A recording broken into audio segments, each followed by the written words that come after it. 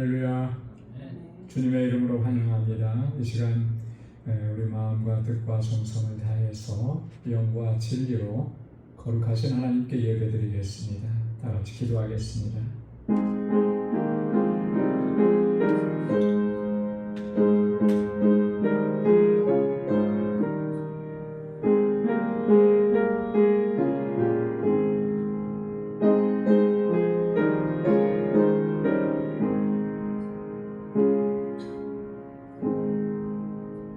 여호와의 인자하심은 자기를 경외하는 자에게 영원부터 영원까지 이르며 그의 의인은 자손의 자손에게 이르리니 곧 그의 언약을 지키고 그의 법도를 기억하며 행하는 자에게로다.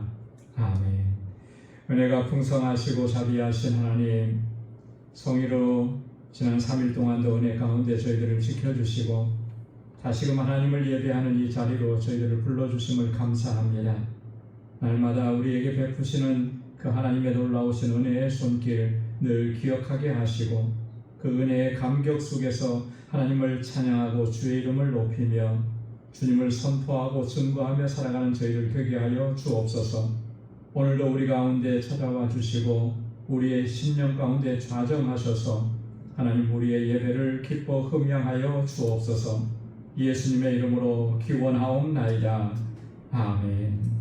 전능하사 천지를 만드신 하나님 아버지를 내가 믿사오며 그 외아들 우리 주 예수 그리스도를 믿사오니 이는 성령으로 잉태하사 동정녀 마리아에게 나시고 본디오 빌라도에게 고난을 받으사 십자가에 못 박혀 죽으시고 장사한 지 사흘 만에 죽은 자 가운데서 다시 살아나시며 하늘에 오르사 전능하신 하나님 우편에 앉아 계시다가 저리로서 산 자와 죽은 자를 심판하러 오시리라. 성령을 믿사오며 거룩한 공예와 성도가 서로 교통하는 것과 죄를 사하여 주시는 것과 몸이 다시 사는 것과 영원히 사는 것을 믿사옵나이다. 아멘. 찬양으로 하나님께 영광 돌리겠습니다. 예수 우리 왕이여.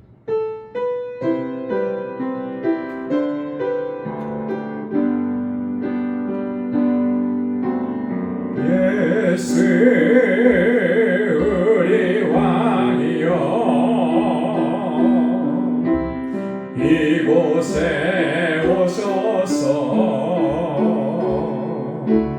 보좌로 주여 임하사 찬양을 받아 주소서. 주님을 찬양하오니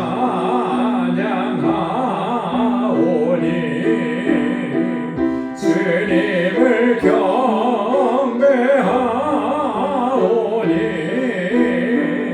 왕이신 예수여 오셔서 좌정하사 다스리소서.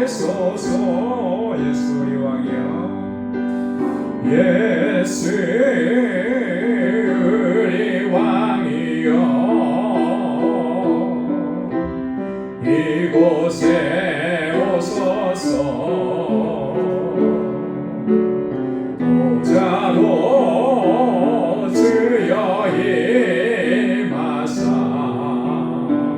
찬양을 받아 주소서. 주님을 찬양하오니 주님을 경배하오니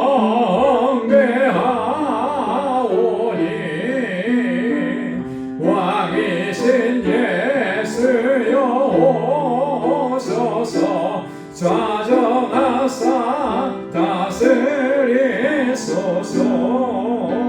주님을 찬양하오니 주님을 찬양하오니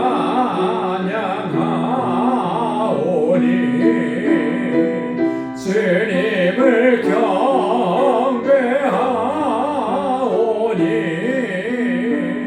왕이신 예수여 오셔서 좌정하사 다스리소서.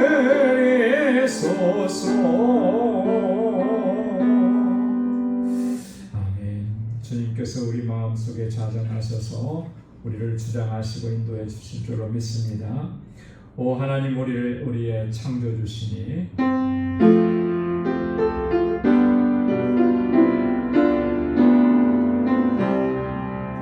오 하나님, 우리의 창조주시니 내 주님께 귀한 것 드립니다. 내 주께만 엎드려 경배드리며 내 주의 이름 높이 찬양하네.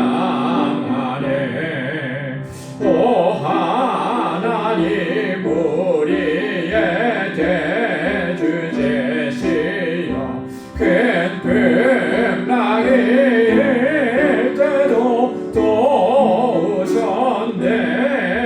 죽음에서 우리를 구하셨으니 내 주의 이름 높이 찬양하네. 주 하나님 이름을 함께 높이며 대주제께 영광을 돌리오리. 그 능력이 우리를 지켜주시니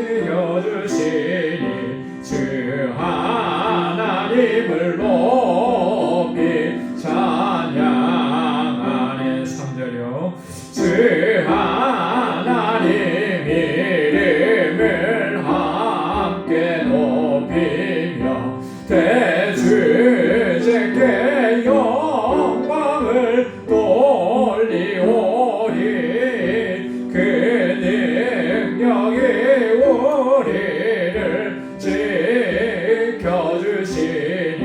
주 하나님을 높이 찬양하네.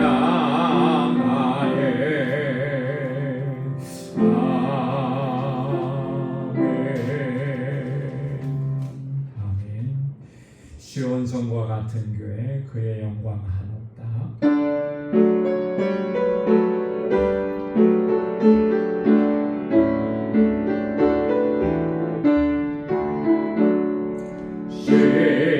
시온성과 같은 교회, 그의 영광 한없다. 허락하신 말씀대로 주가 친히 세웠다. 반석 위에 세운 교회, 흔들 자가 흐르랴. 모든 원수의 워사도 아무 근심 없도다.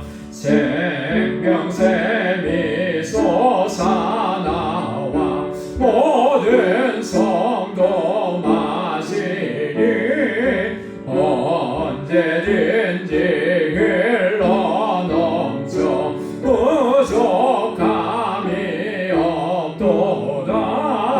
이런 물이 흘러가니 목마를 자느랴. 그의 은혜 풍족하여 넘치고도 넘친다. 주의 은혜 내가 받아 시온 백성 되는데 세상 사람 비방해도 주를 찬송하리라.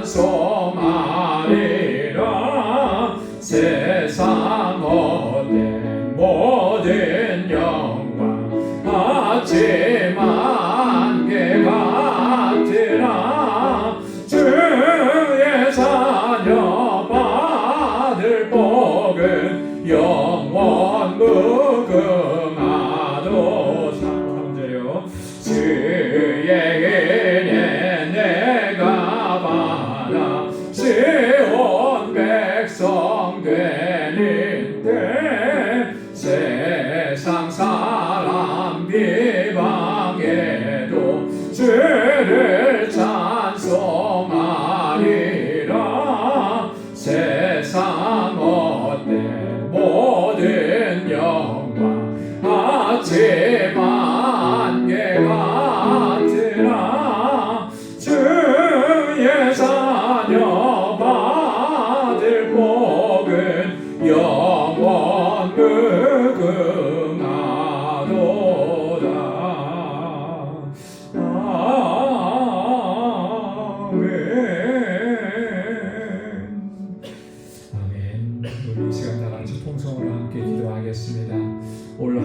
신앙 목표는 하나님께 더 가까이입니다.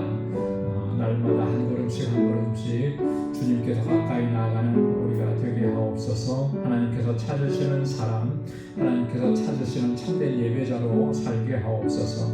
우리 교회를 위해서, 우리 교회에 주신 사명을 위해서, 또 이 교회에 세워주신 직분자들, 우리 청지기들을 위해서 함께 기도해 주시고, 특별히 우리 교회에서 자라나는 우리 자녀들, 주일학교와 유스그룹과 EM을 위해서 함께 기도해 주시기 바랍니다. 선교를 위해서 기도합니다. 선교사님들, 하나님 그 지역마다 하나님의 놀라우신 은혜로 함께 해주시도록 우리 알라메다 광주교회 주님 세워주셨는데 견고하게 지켜주시고 함께 사역하는 모든 동역자들에게 능력을 더해달라고, 우리 교우들을 위해서 기도합니다. 환우들과 우리 연로하신 어르신들, 또 우리 가정에 특별히 구원받아야 될 우리 사랑하는 가족 식구들을 위해서, 우리 자녀들을 위해서 기도해 주시고, 우리 개인적인 기도의 제목 이 시간 통성으로 함께 같이 아뢰도록 하겠습니다. 거룩하신 아버지 하나님 감사합니다. 하나님 날마다 주님의 은혜 안에 살아가게 하시고 우리 연약함을 아시사 주님의 강하신 팔로 붙들어 주시니 감사합니다. 아버지 하나님 주님의 구원의 은혜를 입었음에도 불구하고 여전히 우리 속에는 하나님 육신의 정욕과 안목의 정욕과 이생의 자랑으로 가득 차 있습니다. 아버지 하나님 불쌍히 여겨 주옵소서. 주의 자비를 베풀어 주옵소서. 주의 보혈로 날마다 씻어주시고 정결하게 하셔서 거룩하신 하나님의 백성으로 살아가도록 인도해 주옵시고 날마다 하나님께서 가까이 나아가는 심령이 되도록 저희를 붙잡아 주옵소서. 오 하나님 아버지, 하나님께서는 영과 진리로 예배하는 자를 찾으신다고 말씀하셨는데 하나님께서 찾으시는 참된 예배자의 삶을 살아가는 저희가 되게 하여 주옵소서. 그래야 이 세상 가운데서 예수 그리스도 우리 주님을 증거하고 선포하게 하시고 하나님의 이름을 높이는 저희의 삶이 되도록 도와주옵소서. 우리 광주교회를 위해서 기도합니다. 주님 아버지 하나님 이 땅에 주님의 몸된 교회를 세우시고 아버지 지금까지 놀라우신 은혜의 역사를 이루시며 이끌어주심을 감사합니다. 믿음의 역사와 사랑의 수고 소망의 인내로 소문난 교회가 되게 하여 주옵소서. 우리에게 주신 이 영혼 구원의 사명을 잘 감당하게 하소서. 아버지께서 찾으시는 그 영혼들로 이 전을 가득히 채울 수 있게 하옵소서. 특별히 하나님 이 재단에 세워주신 귀한 주의 일꾼들 한 사람 한 사람 능력의 장중에 붙들어 주옵소서. 맡은 자들에게 구할 것은 충성이라고 하셨습니다. 우리의 마음을 다하고 힘을 다하고 시간을 다하고 열정을 다해서 하나님 주님의 몸된 교회를 세우며 주님을 섬겨가게 하시고 모든 지체들을 섬겨가는 신실한 믿음의 일꾼들이 다 되게 하여 주시옵소서. 우리 자녀손들을 위해서 기도합니다. 이곳에서 자라나는 어린 심령들, 우리 학생들, 청장년들 붙잡아 주옵소서. 저들이 정말 믿음으로 살고 이 세대의 하나님의 귀한 일꾼들로 주님 앞에 쓰임받게 하여 주옵소서. 세상의 혼탁한 이 세대 가운데 아버지 다니엘과 같이 신실하게 믿음을 지키는 하나님의 거룩한 백성들이 되게 하여 주옵시고 세상을 넉넉히 이기고도 남는 하나님의 지혜를 저희들에게 허락하여 주옵시고 무엇보다도 다윗과 같은 믿음을 허락하여 주셔서 하나님 어떠한 상황 속에서도 흔들리지 않게 하시고 오직 주님만 의지하고 믿음으로 살아가는 우리 사랑하는 자녀들이 되게 하여 주시옵소서. 세계 곳곳에 복음을 증거하는 우리 선교사님들 능력의 장중에 붙들어 주시고 우리 알라메다에 세워주신 주님의 몸된 교회 알라메다 광주교회를 든든하게 세워 주옵소서. 하나님 아버지 하나님 이곳의 귀한 사역자들 하나님 능력의 장중에 붙들어 주시고 마음을 다하고 뜻을 다하고 힘을 다하여서 아버지 이 공동체를 세워나가게 하옵소서. 그 지역의 많은 영혼들을 주께로 돌아오게 하는 귀한 역사 이루어갈 수 있도록 인도하여 주옵소서. 우리 광주의 권석들은 한 사람 한 사람 그 가정을 눈동자와 같이 지켜 주옵소서. 참으로 아버지 힘들고 고난이 많은 이때를 하나님 넉넉히 믿음으로 이겨내는 거룩한 주의 백성들이 되게 하시고 하나님의 자녀들의 그 가정을 복되게 하시고 주님의 평강을 더하여 주옵소서. 고통 중에 신음하는 주님의 자녀들을 만져주시고 위로하시고 아버지 육신의 질병으로 인해서 고난 중에 있는 주님의 자녀들을 치료하여 주시사 온전케 하여 주옵시고 육신의 건강뿐만 아니라 영적으로도 강건하게 하셔서 날마다 주님의 주시는 책임과 능력으로 승리하게 하여 주시옵소서. 우리 가족에는 아직도 주님을 영접하지 않은 안타까운 심령들이 있어서 날마다 눈물로 기도합니다. 주님 응답하여 주시고 하나님 구원의 역사를 이루어 주셔서 우리 온 식구들이 다 함께 주님을 경배하고 찬양하는 믿음의 가정을 세워가도록 인도하여 주옵소서. 하나님 이 시간 주님 앞에 가지고 나온 우리의 간절한 기도의 제목에도 하나님의 선하신 응답을 허락해 주셔서 매일매일의 삶이 하나님의 임재를 경험하는 복된 삶이 되게 하옵시고 이제 말씀 앞에 세워주셨사오니 우리의 마음밭을 기경하여 주셔서 하나님의 귀한 말씀으로 우리를 새롭게 하여 주시옵소서. 감사합니다. 모든 영광 아버지 앞에 올려드립니다. 예수님의 이름으로 간절히 기도드리옵나이다. 아멘. 우리의 기도에 하나님 선하신 응답을 허락해 주실 줄로 믿습니다. 할렐루야, 할렐루야. 이제 우리 하나님의 말씀 같이 묵상하도록 하겠습니다. 디모데전서 제3장 8절부터 마지막 16절까지 말씀입니다. 디모데전서 제3장 8절부터 16절까지 우리 한 절씩 기도하겠습니다.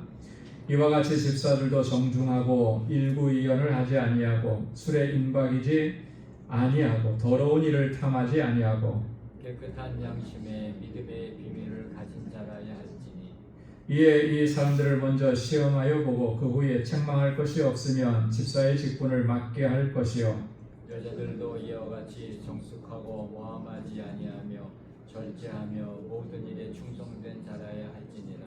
집사들은 한 아내의 남편이 되어 자녀와 자기 집을 잘 다스리는 자일지니 집사의 직분을 잘한 자들은 아름다운 지위와 그리스도 예수 안에 있는 믿음에 큰 담력을 얻느니라. 내가 속히 내게 가기를 바라나 이것을 내게 쓰는 것은 만일 내가 지체하면 너로 하여금 하나님의 집에서 어떻게 행하여야 할지를 알게 하려 함이니 이 집은 살아계신 하나님의 교회요 진리의 기둥과 터니라. 다 함께요. 그도다 경건의 비밀이여 그렇지 않다 하느니 없도다. 그는 육신으로 나타난 바 되시고 영으로 의롭다 하심을 받으시고 천사들에게 보이시고 만국에서 전파되시고 세상에서 믿은 바 되시고 영광 가운데서 올려지셨느니라. 아멘.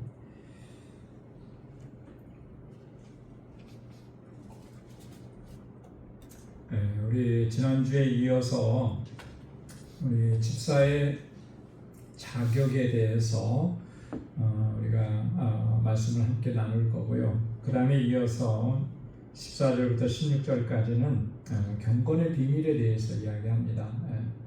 바울이 이 디모데전서를 쓰게 된 목적에 대해서 얘기하고 그 다음에 이 경건의 비밀인 바로 예수 그리스도 우리 주님에 대해서 증거하는 그런 내용입니다. 지난주에는 저희가 8절 말씀을 묵상을 했는데요. 집사의 자격 여러 가지를 얘기했고요. 오늘 9절 말씀에도 보면 계속 이어져서 말씀을 합니다. 여기에 있는 앞에는 감독의 자격에 대해서 얘기했고 지금은 집사의 자격에 대해서 얘기했는데 감독이나 집사나 다 교회를 섬기는 청지기들이죠. 그 교회의 일꾼을 세울 때 디모데는 이제 목회자로 가 있잖아요. 그래서 어떤 사람들을 또 어떻게 훈련해서 그들을 교회의 일꾼으로 세워야 하는지 그런 구체적인 내용들을 이야기합니다. 저희들도 다 하나님의 부르심을 받고 이렇게 일꾼으로 세움을 입었는데 그러면 우리가 세움을 입은 일꾼으로 세움을 입은 우리는 어떻게 해야 되는가? 이 말씀 하나하나를 우리가 우리의 삶 속에 이렇게 좀 적용시켜서 우리가 하나님 앞에 어떻게 서야 되는지를 늘 되새겨야 한다는 것이죠. 그래서 저희들에게도 직분을 받는 사람들에게만 중요한 것이 아니라 직분을 감당하고 있는 우리에게도 굉장히 중요한 내용들이다라고 하는 것입니다. 자, 9절 말씀에 보면 깨끗한 양심에 믿음의 비밀을 가진 자라야 할지니 그렇게 말씀합니다. 두 가지를 얘기하잖아요. 깨끗한 양심. 여기서 말하는 이 깨끗한 양심이라고 하는 것은 세속에 물들지 않은 양심, 정결한 마음과 선한 양심 이렇게 표현할 수가 있을 것 같아요. 우리가 세상 가운데 살지만 그래서 세속적인 것들의 유혹이 많이 있고 영향이 많이 있지만 그것에 물들지 않는 그런 마음, 그런 신념을 가진 사람들. 그러면 교회에서 신앙생활을 한다고 해도 사실 각양각색이잖아요, 그죠? 교회 안에서 신앙생활 하지만 여전히 그 관심과 이런 것들은 세상 것에 있는 분들도 가끔씩 있어요. 그래서 그걸 어떻게 알 수 있느냐? 이야기하는 주제를 보면 알아요, 그죠? 이야기하는 주제가 예수님에 대해서, 복음에 대해서, 은혜 받은 것에 대해서, 하나님의 사랑에 대해서 이런 것들이 중심이 아니라 그런 거는 한마디도 없고요. 그냥 세상에서 어떻게 사는지 이렇게 했더니 성공했더라, 뭐 이렇게 했더니 부자가 됐더라, 뭐 어떤 연예인은 뭘 했더라, 뭐 이런 것들이만 그 이야기의 주제. 뭐 이렇게 되면 이미 그 사람은 이 세상 것에 많이 물들어져 있다라고 볼 수밖에 없는 거죠. 내 마음속에 내가 살아가는 삶의 자리가 어디냐에 따라서 그 사람이 하는 말이 다 드러나게 돼 있거든요. 그렇지 않아요? 여러분들이 하시는 그 주제, 말의 대부분은 다 내 삶의 정황과 뗄래야 뗄 수가 없습니다. 그렇잖아요. 축구 선수는 축구 얘기를 많이 하게 되겠죠. 야구 선수는 축구 얘기 하겠습니까? 야구 얘기를 많이 하는 거예요. 그러니까 내가 어떤 일을 하느냐가 사실 그 사람의 어떤 그 모든 대화의 중심 주제가 될 텐데, 우리가 이 신앙적으로 보면 그런 거예요. 내가 정말 하나님을 묵상하고 말씀을 묵상하면서 늘 주님과 교제하는 삶을 힘쓰면서 살아가면 그 사람의 입에서는 그런 내용들만 나오는 거예요. 그죠? 하나님께서 내게 주시는 은혜를 이야기하는 거예요. 근데 그런 게 전혀 없으면 결국은 내 삶의 자리에서 일어난 그런 내용들만 얘기하게 되는 거예요. 여러분, 우리가 세상에 살지만 세상 가운데 물들지 아니하고 오히려 세상을 변화시켜 나가는 거룩한 하나님의 백성으로 살아갈 수 있기를 소망합니다. 이 깨끗한 양심이라고 하는 것은 거듭난 사람의 양심을 얘기하는 거죠. 그래서 거듭난 사람들은 예수 그리스도의 구원의 은혜를 경험한 사람들인데, 그러면 이 진리를 깨달은 사람이라 이렇게 얘기할 수 있어요. 그 진리는 예수 그리스도니까. 그죠? 그러면 깨달은 그 진리대로 행하려고 힘쓰는 사람, 그 사람의 마음을 이 깨끗한 양심이라 이렇게 얘기할 수가 있다라고 하는 것입니다. 그리고 믿음의 비밀을 가진 자라야 한다고 했잖아요. 이걸 다른 말로 말하면 예수 그리스도의 구속의 은혜로 말미암아 내가 의롭다함을 얻고 구원받았고 하나님의 자녀가 되었다라고 하는 이 복음의 진리를 바로 깨닫고 믿는 사람이어야 한다는 거죠. 이것을 확인해야 된다는 거예요. 여러분, 교회의 직분은 세상에서 어떤 일을 갖는 것과는 완전히 다른 거예요. 그죠? 세상에서 어떤 전문 직종에서 아주 뛰어난 그런 어떤 능력을 갖추었다고 해서 교회 안에서 직분자가 된다. 그럴 수도 있지만 그렇지 않을 수도 있는 거예요. 그렇지 않아요? 세상에서 내가 얼마나 유명하냐, 세상에서 내가 얼마나 능력 있는 사람이냐, 이거는 교회에서 주님의 일을 감당하느냐하고 비례되지는 않는 거예요. 교회 안에서 하나님의 일꾼으로 쓰임받는 사람은 반드시 이게 믿음의 비밀을 가진 자여야 되는 거예요. 왜 그렇습니까? 주님의 일은 믿음으로 감당하는 거죠. 세상의 능력으로 감당하는 게 아니거든요. 믿음으로 감당하는 거예요. 철저하게 하나님을 의지하고 철저하게 하나님의 도우심을 구하면서 또 주님께서 내게 주신 그 은혜의 감격 가지고 그렇게 주님의 일을 감당하는 거죠. 여러분, 나를 구원해 주신 주님의 구속의 은혜에 대한 감사와 감격이 없이 여러분 직분을 받고 직분을 감당할 수 있겠습니까? 어느 정도는 할 수 있을 거예요. 그러나 여러분, 그 구원의 은혜에 대한 감격이 없으면 그게 다 한계가 있는 거예요. 어느 지점까지는 갔다가 거기에서 다 멈춰버리고 오히려 시험에 드는 경우들이 더 많아요. 이게 굉장히 중요한 거죠. 이 믿음의 비밀을 가져야 된다라고 하는 거예요. 그래서 10절 말씀에 보면 이렇게 얘기합니다. 이 사람들을 먼저 시험하여 보고 그 후에 책망할 것이 없으면 집사의 직분을 맡게 할 것이요. 먼저 시험해 보고, 그죠? 먼저. 자, 그들 안에 정말 깨끗한 양심을 가지고 믿음의 비밀을 가지고 있는지 그거 먼저 확인해 보라라고 하는 거예요. 여기 시험하다라고 하는 말은 이런 겁니다. 금을 재련할 때 여러분, 금이 들어가 있는 뭐 돌이라든지 금속이라든지 이런 거에서 순금을 빼내려고 하면 굉장한 이 뜨거운 불에 그걸 녹이잖아요, 그죠? 그렇게 녹인 다음에 불순물을 제거해내고 순금을 걷어내는 거거든요. 이제 그런 과정을 얘기하는 거예요. 시험한다라고 하는 그런 말. 저 사람의 정말 삶이 정말 진실하게 살아가는 그런 삶을 누리고 있는가? 정말 저 안에 구원의 도리에 대한 확신이 있는가? 그죠? 믿음에 대한 견고함이 있는가? 이런 것들을 알아보는 과정이 필요하다라고 하는 겁니다. 그래서 그 후에 책망할 것이 없으면, 책망할 것이 없다라고 하는 건 이런 의미죠. 도덕적으로, 윤리적으로, 그리고 신앙적으로 결격 사유가 없으면 그런 거예요.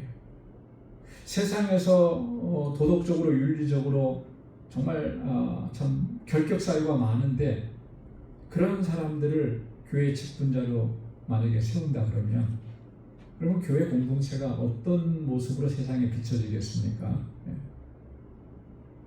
상당히 교회를 바라보는 사람들의 시각은 교회를 거룩한 공동체고 정말 진실하고 깨끗한 공동체라 이렇게 보기가 어려울 거예요. 그 한국 교회가 한때 지금도 그런 모습들이 없잖아 있는데 한때 굉장히 좀 좋지 않은 모습을 이렇게 비춰준 적이 많이 있었습니다. 그게 뭐냐면 교회에서 직분자를 세우는데 그 어떤 일부의 교회겠죠. 장로가 되려면 교회에 얼마를 헌금해야 되고, 안수집사가 되면 얼마를 헌금해야 되고, 권사가 되려면 얼마를 헌금해야 되고, 아예 그냥 그게 불문율처럼 문서로 작성된 건 없지만 그렇게 해야 된다라는 관례로 이렇게 되어 있는 그런 교회들이 종종 있었어요. 근데 이게 이제 사람이 말을 나가게 되면 어떤 식으로 나가냐면 돈 받고 돈으로 장로됐다, 돈으로 권사됐다 이런 얘기가 나와요. 그런 걸 보고 뭐라 그러죠? 매간 매직이라고 그러잖아요. 여러분, 이 교회가 이렇게 되면 굉장히 그거는 하나님의 거룩하심을 훼손하는 거예요. 내가 직분을 받는 것이 감사해서 자발적으로 하나님 앞에 감사헌금을 하는 것, 그거는 정말 추천할 만하죠. 그런 마음으로 하나님 앞에 감사하는 것이, 장로가 되면 이만큼 해야 되고 권사가 되면 이만큼 해야 되고, 그거는 정말 하나님께서 그런 모습을 보시면 얼마나 참 실망하는 걸 넘어서서 우리 교회를 어떻게 보시겠는가. 그런데 여러분, 우리 교회가 공동체가 어떤 주의 일꾼을 세울 때 그런 하나하나의 그런 모습들을 정말 세심하게 살피고, 그리고 직분자를 신중하게 세워야 됩니다. 직분을 받는 분도 정말 나를 하나님 앞에서 정말 정결하고 깨끗하게 하나님 앞에 드리려고 노력을 해야 되는 것이고요. 또 직분자를 세우는 우리 공동체 일원들도 그분을 위해서 정말 많이 기도하고 권면하고 그렇게 해야 되는 거예요. 그렇게 해서 하나님의 신실한 일꾼으로 설 수 있도록 그렇게 많이 함께 한 마음이 되어서 돕고 그렇게 해야 하는 것이죠. 우리 그 총회에는 헌법이 있습니다. 헌법에는 보면 여러 가지를 담고 있는데 그 중에 하나가 직분자를 세울 때 그 직분자의 자격에 대해서도 이 성경에 근거해서 아주 명확하게 그렇게 말씀을 정리를 해놓은 것들이 있어요. 그 중에 하나 보면 우리 헌법 제39조 안수집사의 자격 이렇게 하고 이렇게 기록을 해놨습니다.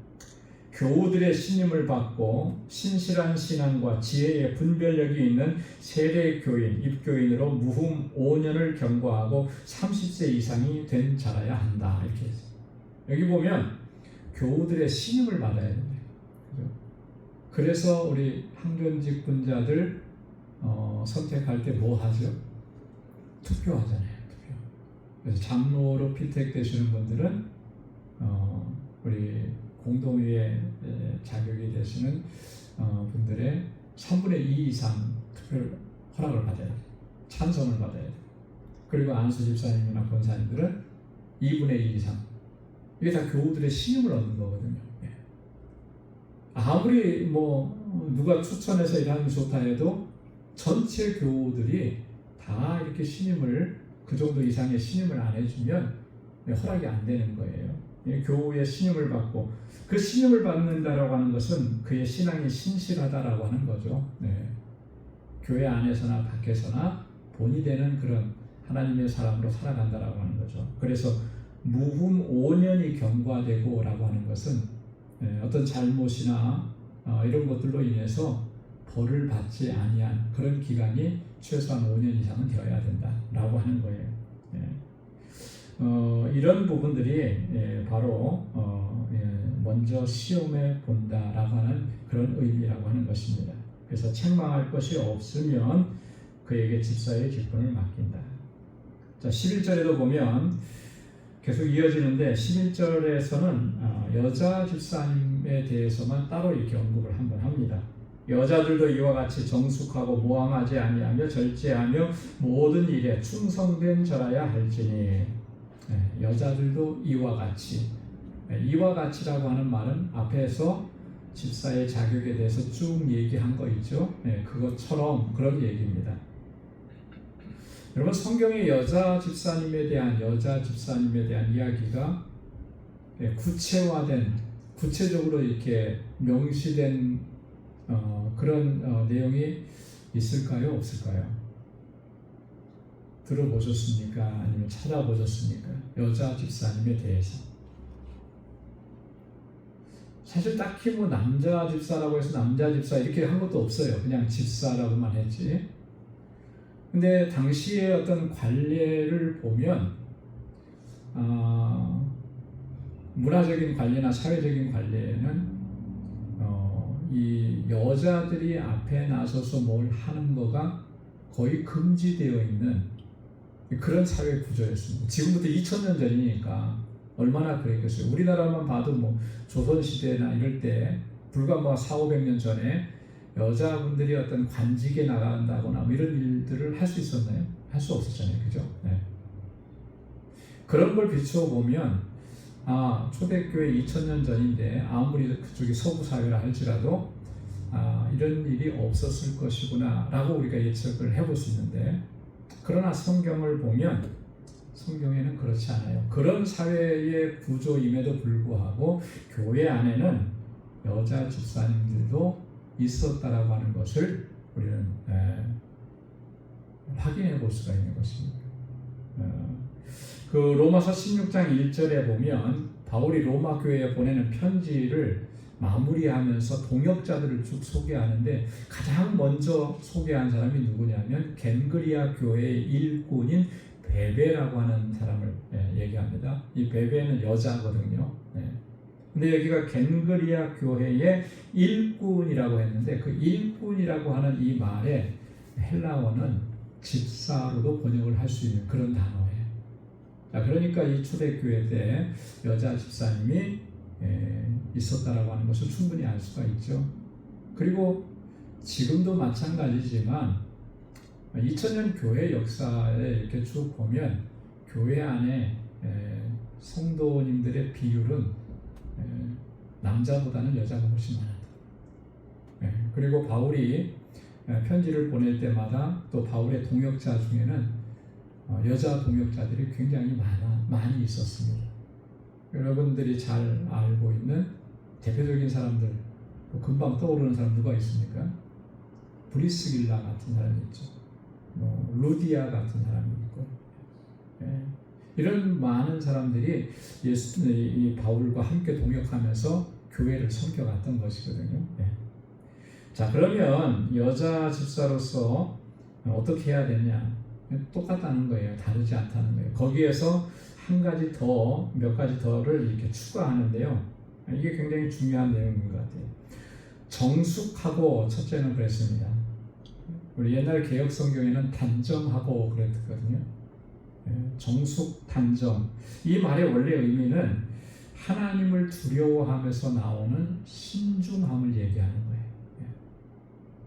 경솔하지 않고, 경솔의 반대죠.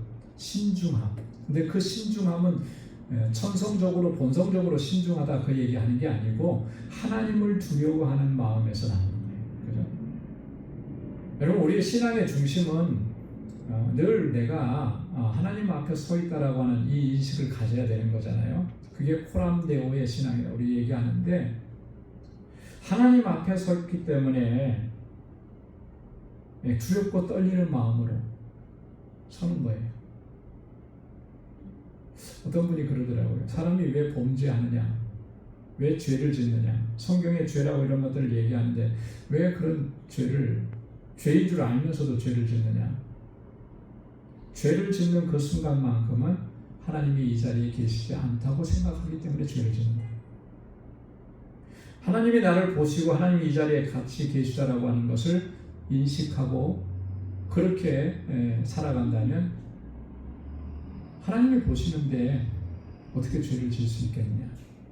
그 죄를 짓는 그 순간에는 하나님에 대한 기억이나 하나님에 대한 인식이 전혀 없다라고 하는 거죠. 그 하나님을 인식하지 않으니까 두려움이 없는 거예요. 두려움이 없는. 이게 신앙생활에 있어서는 가장 위험한 것입니다. 여러분 우리가 하나님 앞에 서 있고 그 하나님 앞에서 두렵고 떨림으로 살아가고 그렇기 때문에 모든 일들을 신중하게 감당해내는 것. 이게 정숙하고라는 말의 의미예요.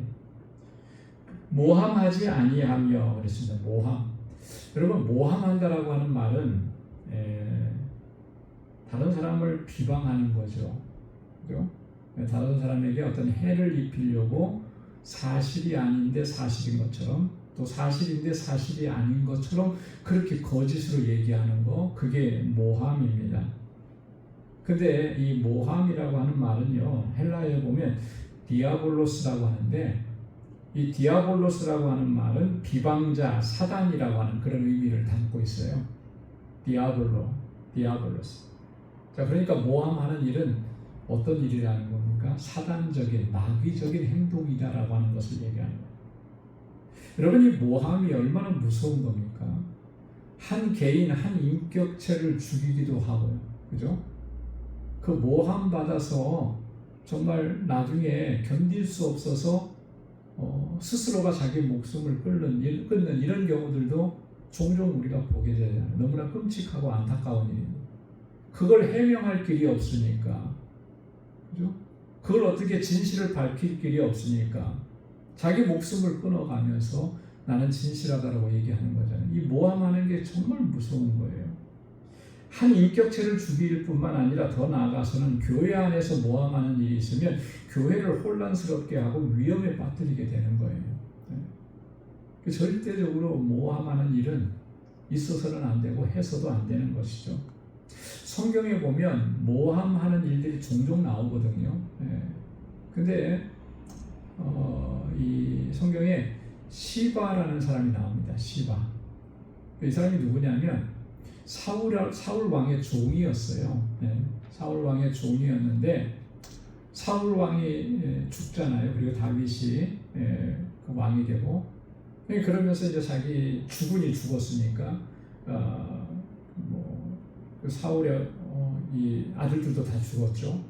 사울의 가문이 완전히 패가망신이 됐잖아요. 그러니까 이 사울이 가지고 있었던 땅이나 이런 재산들을 자기가 차지한 거예요. 자, 그런데 다윗이 그의 친구 요나단과 약속을 한 게 있어요. 그의 자녀들에 대해서 은혜를 베풀기로. 그래서 다윗이 이 사울 가문에 누가 살아있는 사람이 있는지를 찾습니다. 그래서 한 사람 찾아내는 게 요나단의 아들이었던 무비보셋을 찾아요. 무비보셋은 이 유모가 이렇게 떨어뜨려 가지고 두 발을 쳐는 그런 장애인이 돼. 그 찾아내서 무비보셋을 다윗의 왕의 그 왕자들과 함께 식사하는 자리로 불러들이고 이 시바를 데려다가 무비보셋을 섬기도록 합니다. 시바 입장에서는 굉장히 기분이 안 좋았겠죠. 자기가 다 가지고 있다가 이제는 원래는 주인 거였으니까. 자, 그런데 다윗이 한 번은 그 압살롬의 반역으로 인해서 피난을 나가게 됩니다. 피난을 나갔다가 다시 이제 이렇게 돌아오게 되는데 피난을 나가면서 이 시바가 먼저 다윗을 찾아가요. 그러면서 뭐 이렇게 같이 조심하고 뭐 같이 가겠다 뭐 이러면서 이렇게 하는데, 그때 이제 다윗이 생각을 하기를, 그러면 무비보셋은 어디 있냐 물어보는 거죠. 자, 무비보셋은 어디 있냐는데 같이 안 왔거든요. 근데 이때 시바가 뭐라고 얘기하냐면 무비보셋에 대해서 모함을 하는 거예요. 무비보셋은 그렇게 생각한 적도 없는데 무비보셋이 지금 왕이 이렇게 피난 나가고 하니까 이제 우리 아버지 때에 이 나라가 다시 회복되어진다, 이런 식으로 해갖고 반역하는 사람으로 모함을 합니다. 자, 그 돌아왔습니다. 다윗이 돌아왔을 때 무비보셋이 다윗을 맞이하는데 이미 다윗은 마음이 상해 있어요. 그죠? 왜 그때 네가 안 왔냐 그랬더니 쭉 설명을 하죠. 나는 다리를 절고 왕과 함께 가면 왕에게 분명히 피해를 입힐 것 같고, 그래서 왕과 함께 갈 수가 없었고, 왕이 돌아올 때까지 수염도 깎지 않고 옷도 갈아입지 않고 그렇게 하면서 왕을 기다려요. 그런데 이미 벌써 다윗의 마음이 이미 벌써 신뢰하는 마음이 벌써 이게 훼손되어 버린 거예요.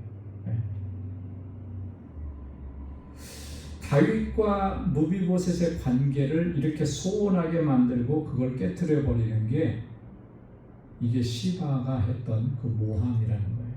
이만큼 무서운 거라는 거죠. 모함하는 일은 절대적으로 우리가 금해야 되는 일이라고 하는 것입니다. 그걸 하나님께서 좋게 보실 수가 없다라고 하는 거죠. 자, 그 다음에 절제하며 그랬습니다. 이 절제하며, 이 절제의 미덕은 너무나 중요한 건데요. 여기서 말하는 이 절제라고 하는 것은 이런 겁니다. 세상의 것에 취하지 아니하고 영적으로 깨어 있어야 한다라고 하는 거예요. 여러분, 갈라디아서 5장 22절과 23절에 보면 성령의 9가지 열매가 있죠. 다 기억하시죠? 기억이 잘 안 나면 나중에 한번 찾아보시고요. 성령의 9가지 열매가 사랑과 희락과 화평과 이렇게 쭉 나가면서 맨 마지막에 9번째가 뭐가 나오냐면 절제니라 그랬죠. 이 절제는 성령의 열매예요. 내가 절제해야지 한다고 이게 절제가 잘 되지 않습니다. 여러분 그렇지 않아요? 저도 그렇더라고요. 이거는 좀 절제해야지, 이렇게 하면 안 되지 하는데 그런 의지 갖고 되는 게 아니에요. 세상적인 것들에 대해서 절제하는 마음은 성령께서 주시는 마음입니다. 성령으로 충만해져야 그것을 절제할 수가 있다라고 하는 거예요. 그러니까 이 말은 그런 거죠. 영적으로 늘 깨어있고 성령의 충만함 가운데에서 살아가야 합니다 라고 하는 그런 의미도 되는 거예요. 그리고 모든 일에 충성된 자라야 할지니, 충성이라고 하는 말은 다른 말로 바꾸면 신실이라고 하는 말이에요. 모든 일에 신실해야 할지니, 신실하다라고 하는 말은 거짓이 없다라고 하는 그런 의미잖아요. 그리고 자신을 희생한다라고 하는 거잖아요. 이게 충성이에요. 이 마음으로 행하는 사람, 그런 사람이 주의 일꾼으로 섬겨야 된다라고 하는 그런 의미입니다. 자, 다시 12절에 돌아가서 집사들은 이렇게 얘기합니다. 보편적으로 전체를 가리켜서 하는 거예요. 집사들은 한 아내의 남편이 되어 자녀와 자기 집을 잘 다스리는 자일지니 그랬습니다. 한 아내의 남편이 된다 그랬으니까 남자 집사에 대해서 얘기하는 것이겠죠. 감독의 자격에 대해서 2절에서 얘기했는데 똑같은 의미예요. 한 아내의 남편이 되어. 이게 무슨 말이겠습니까? 문자적으로 보면 다처주의, 처를 여럿을 데리고 사는 것, 이것을 금한다라고 하는 그런 의미인데, 본질적으로 이것이 갖고 있는 의미는 뭐냐면 결혼하고 가정을 이루며 살면서 어떤 음행이나 불륜의 행위를 저지르지 말아야 된다라고 하는 것이죠. 그것을 금하는 그런 내용입니다. 요즘에도 보면 이런 음행이나 불륜에 관한 이런 일들이 세상 밖의 이야기만은 아니더라고요. 예. 교회 공동체 안에서도 믿는 사람들 안에서도 이런 일들이 가끔씩 일어난다라고 하는 이야기를 제가 듣곤 해요. 교회 직분을 가지고 봉사하는데 이런 일에 연루가 되어 있다. 그거는 하나님께 정말 하나님의 영광을 가리는 거거든요. 그렇지 않습니까? 그렇게 하고 우리가 세상에서 어떻게 전도할 수 있고 복음을 전할 수 있겠는가라고 하는 거예요.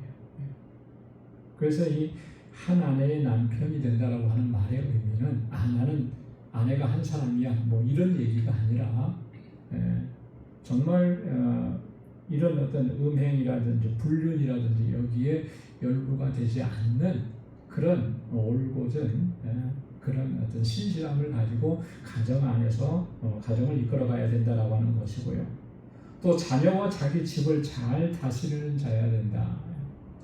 여러분 자녀를 잘 다스린다라고 하는 말이 어떤 의미겠습니까? 여기서 자녀들을 엄격하게 가르쳐야 되고 교훈해야 된다고 그런 의미겠습니까?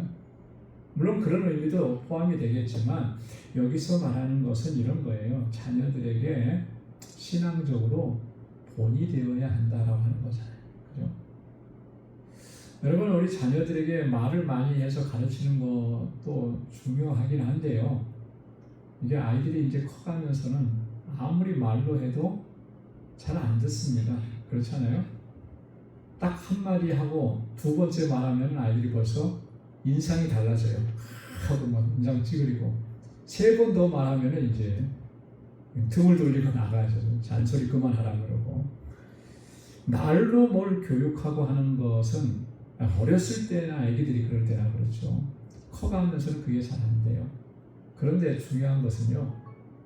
말로 해도 말로 하면 귀로 이렇게 안 듣는데 눈으로는 다 봐요. 눈으로는 다 봅니다. 그럼 뭘 얘기하는 거냐면 본이 되어야 한다는 거죠. 내가 교회 안에 어떤 직분을 가지고 있으면 그거를 내가 어떻게 감당하는지를 다 보는 거예요. 다 듣고. 그래서 내 신앙생활하는 거, 믿음 생활하는 그런 모습이 자녀들에게 본이 되도록 그렇게 해요. 예전에도 언제 한번 말씀을 드린 적이 있는데 신방을 갔어요. 한국에 있을 때 신방을 갔는데 그분이 뭐 교회 신앙생활을 얼마큼 잘했는지 잘 모르겠어요. 근데 어쨌든 간에 교고 싶으니까 신방을 가는데 그 신방 준비를 하셨을 거 아니에요. 다 이렇게 준비를 하고 있는데 저희가 가서 앉았어요. 자리에. 그리고 이제 신방대원들이 있고 거기에 이제 그 어린 아이가 딸인지 뭐 있었는데 이분이 그런 거예요. 그 아이한테 내가 엄마가 맨날 보는 그 책 가지고 와 그랬거든. 엄마가 맨날 보는 책 가지고 오래. 그 뭐 가지고 오라고 한 거겠어요? 의도는 성경책 가지고 와라. 그게 의도예요. 왜? 그래도 목사님 저는 이렇게 매일매일 성경을 보고 그렇게 합니다. 이제 이걸 은연중에 이제 보여주려고 하는 거였죠. 근데 그 아이가 뭘 가지고 왔을까요? 잡지책을 가지고 온 거예요. 잡지책을 가지고. 엄마가 이 아이의 보는 앞에서 맨날 보는 거는 뭐냐면 성경책이 아니고 잡지책이었던 거죠. 아이 눈에는 그대로 다 보인 거예요. 다 보는 거거든요. 나이가 어려도. 여러분 우리가 그런 거예요. 여기서 자녀를 잘 다스린다라고 하는 건 그런 거죠. 신앙적으로 본이 되어서 우리 자녀들이 잘 따라오도록 이끌어주는 거예요. 또 자기 집을 잘 다스려야 된다.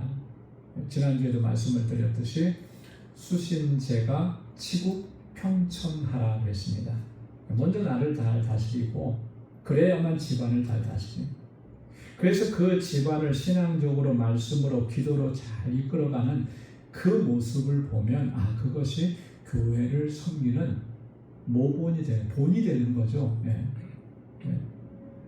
모형이 되는 거예요. 집안은 막 아무렇게나 막 해놓고 교회를 잘 섬길 수 있다? 그럴 수 없어요, 사실은. 자녀들은 막 함부로 하고 막 자녀들에게 함부로 하고 교회 안에서 신실하게 하나님의 일꾼으로 섬길 수 있다? 그럴 수 없는 거거든요. 이게 다 연결이 되어 있는 거예요. 그런 얘기를 하는 것이죠. 자, 그러면서 13절에 보면, 자, 그러면 이렇게 직분을 잘 감당한 사람들에게 하나님께서 어떤 은혜를 주시는가? 집사의 직분을 잘한 자들은 아름다운 지위와 그리스도 예수 안에 있는 믿음의 큰 담력을 얻느니라. 아름다운 지위를 얻는다. 지위라고 하는 이 말은 뭐 어떤 터, 기초, 기반 뭐 이런 의미인데요. 원어적으로 보면 이것은 뭘 의미하느냐 하면 그 공동체 안에서 좋은 평판을 얻게 된다라고 하는 거예요. 충성되게 그 직분을 감당하면 하나님께서 주시는 그 은혜의 복 가운데 하나는 그 공동체 안에서 좋은 평판을 얻도록 그렇게 하시는 거고, 더 나아가서는 그리스도 예수 안에 있는 믿음의 큰 담력을 얻게 된다는 거예요. 충성되게 주님의 일을 감당하고 신실하게 내게 주신 직분을 감당하게 되면 믿음의 큰 담력을 얻게 되는 거예요.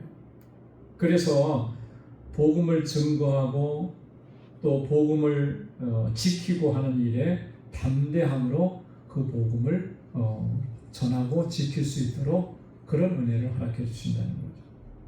여러분, 이건 굉장히 큰 은혜고 복입니다. 담대함을 가지고 나아가서 주의 복음을 증거하게 하고 담대하게 주의 말씀을 지킬 수 있도록 해주는 것, 그건 특별한 은혜인 거죠. 어떤 사람들이 그런 은혜를 누릴 수가 있는가? 주님의 주신 직분을 충성되게 감당하는 그 사람이 그러한 은혜를 또한 누리게 된다라고 하는 그런 말씀입니다.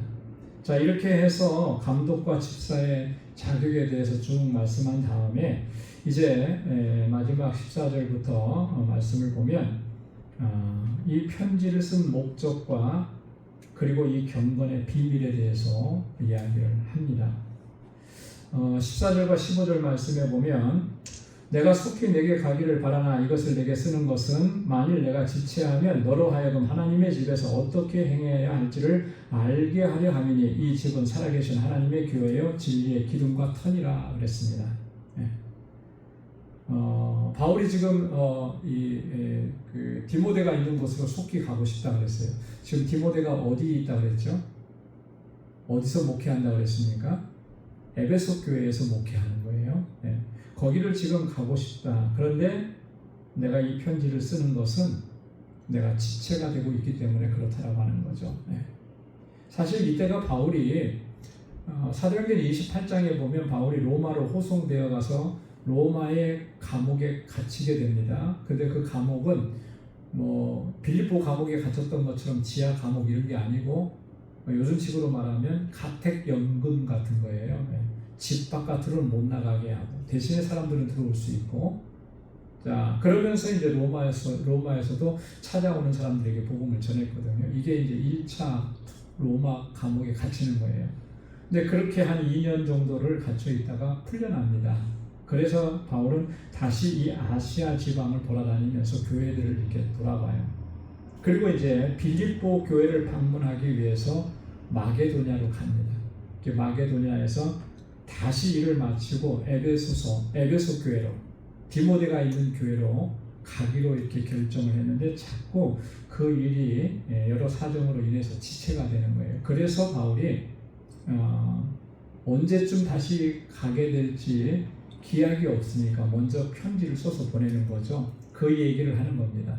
그래서 이 편지를 썼는데 이 편지를 쓰는 목적이 뭐냐? 하나님의 집에서 내가 어떻게 해야 할지를 알게 하려 합니다. 하나님의 집은 뭘 가리키는 거겠어요? 교회를 가리키는 거죠.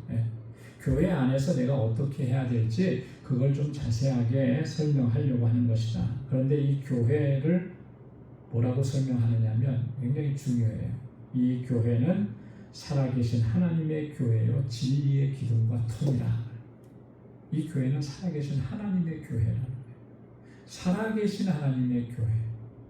살아계신 하나님의 교회. 뭐 그거 당연한 거 아닙니까? 우리가 그렇게 생각할 수 있을지 모르지만 여기에 굉장히 중요한 그런 어떤 하나님에 관한 진리가 담겨져 있는 거죠.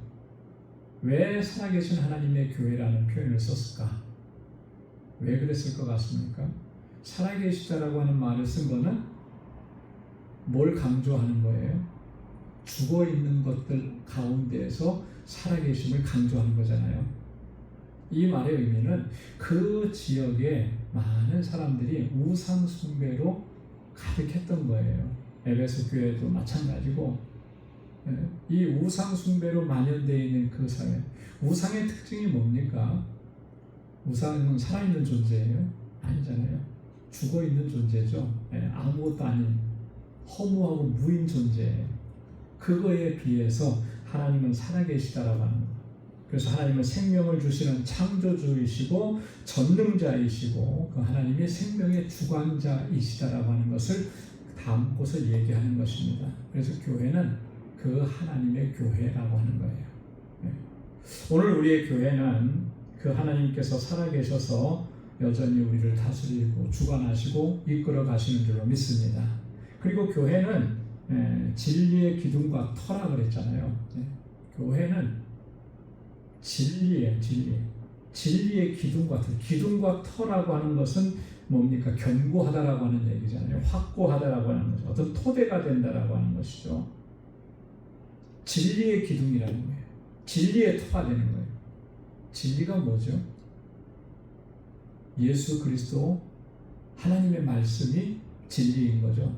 그러니까 교회는 이 하나님의 말씀, 진리인 이 하나님의 말씀을 견고하게 세워가는 그런 기관이다라고 하는 걸 얘기합니다. 그래서 우리 교회의 사명을 우리가 여러 가지 전통적으로 얘기하거든요. 교회의 사명이 뭡니까?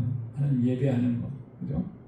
가르치는 거, 봉사하는 거, 선교하는 거, 성도의 교제를 나누는 거. 이게 이제 전통적으로 5가지 교회의 기능이에요. 그런데 정말 중요한 것은 또 하나 있는 거죠. 진리를 지켜내는 거예요. 교회는 하나님의 말씀을 끝까지 지키는 것입니다. 이거 지키지 못하면 교회는 무너져 내리는 거죠. 오늘날 교회 안에 동성애가 허락이 되고, 그죠? 뭐 지난번에도 제가 새벽에 말씀드렸나요? 이 사랑하는 관계를 꼭 부부가 돼서 남자, 여자와 둘만 사랑해야 되느냐? 아니라는 거예요.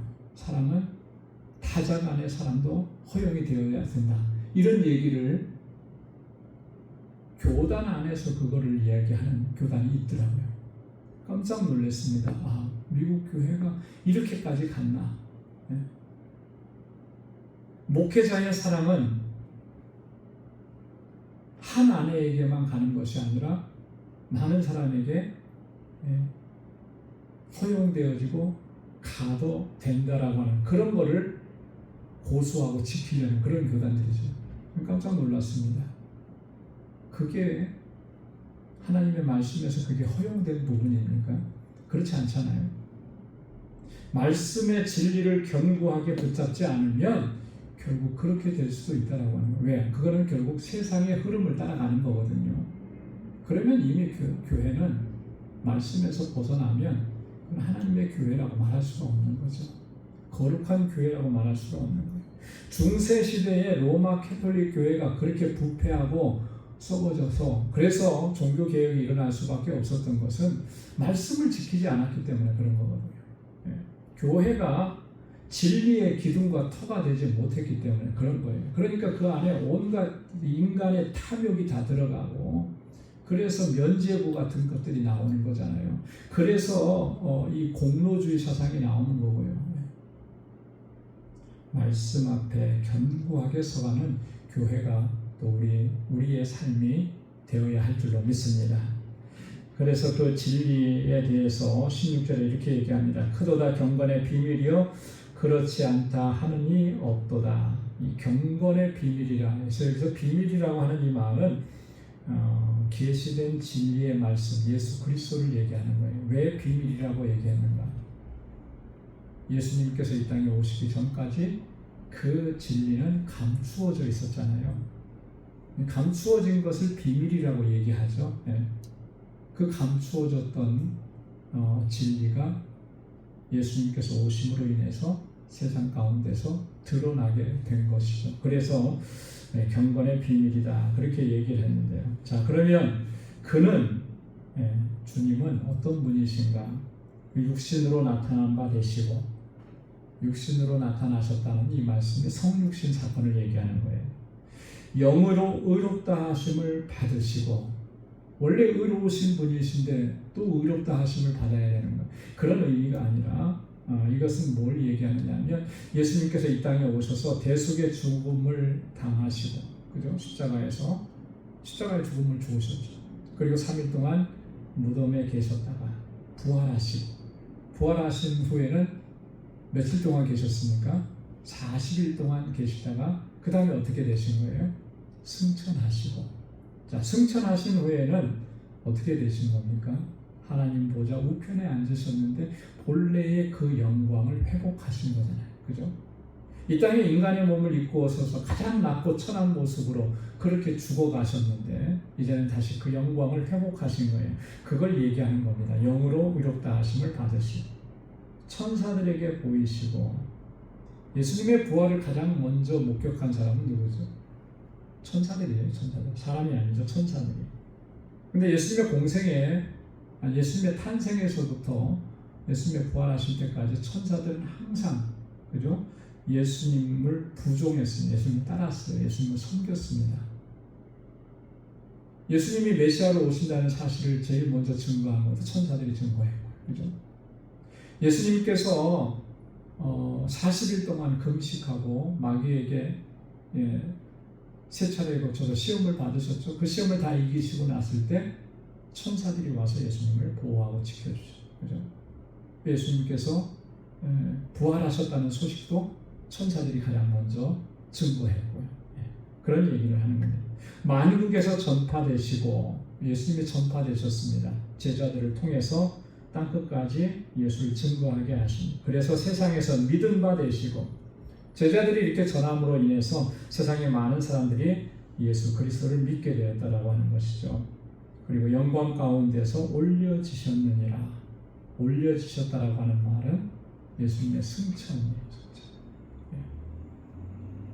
예수님의 승천은 단순히 하나님의 보좌 우편에 계셨기 때문에 그 자리로 돌아가신 것이 아니라 예수님의 승천이 의미하는 것은 이런 겁니다. 하나님 보좌 우편에 앉으셔서 이제 온 우주 만물을 통해서 찬송과 영광과 경배를 받으시는 분이시다라고 하는 거예요. 이 땅에 오셔서는 우리를 대신해서 수치를 당하시고 죽음을 당하시고 고난을 당하셨지만 이제는 그 주님께서 우리 모든 피조물들을 통해서 영광을 받으신다라고 하는, 이게 경건의 비밀이라고 하는 거예요. 이런 예수님의 이 전체의 사역과 지금도 주관하시는 그런 삶 속에서 주님이 왜 경배를 받으셔야만 하는지에 대해서 이것을 바로 알고 또 그렇게 바르게 주님을 경배하고 찬양하고 하나님의 뜻대로 그렇게 순종하면서 살아가는, 그게 정말 바른 믿음의 여정인 것이죠. 저와 여러분들이 그렇게 올바른 그런 믿음의 자세로 또 맡겨주신 직분도 충성되게 감당하고 주님의 이름을 높이는 삶을 살아갈 수 있기를 주님의 이름으로 축원합니다. 기도하겠습니다. 자비하시고 은혜가 풍성하신 하나님 감사합니다. 하나님, 오늘도 저희들을 주님을 예배하는 이 자리로 불러주시고 하나님의 귀한 말씀을 또 들려주시니 감사합니다. 나같이 허물지고 연약한 죄인을 주님께서 택하셔서 자녀 삼아주시고 주님의 몸된 교회와 이 땅의 하나님 나라 건설을 위해서 귀한 일꾼으로 세워주시니 감사합니다. 주님 쓰시기에 합당한 일꾼으로 날마다 주님 앞에 설 수 있도록 하나님 저에게 은혜를 베풀어 주옵소서. 주의 강한 팔로 붙들어 주시고 성령으로 충만하게 하셔서 착하고 충성된 종이라고 하는 주님의 칭찬을 받기에 부족함이 없게 하시고 우리의 모든 삶을 통해서 하나님께만 영광 돌리는 저희들의 삶이 되도록 인도하여 주옵소서. 이제는 우리 주 예수 그리스도의 무한하신 은혜와 하나님 아버지의 크고 놀라우신 사랑과 성령의 위로 교통 충만하심의 역사가 오직 주님을 찬양하고 주의 이름을 높이며 하나님 믿음의 길을 걷기로 결단하는 우리 방주의 모든 믿음의 권속들과 저들의 가정과 직장 생업의 터전 위에 이제로부터 영원까지 함께 하시기를 간절히 축원하옵나이다. 아멘.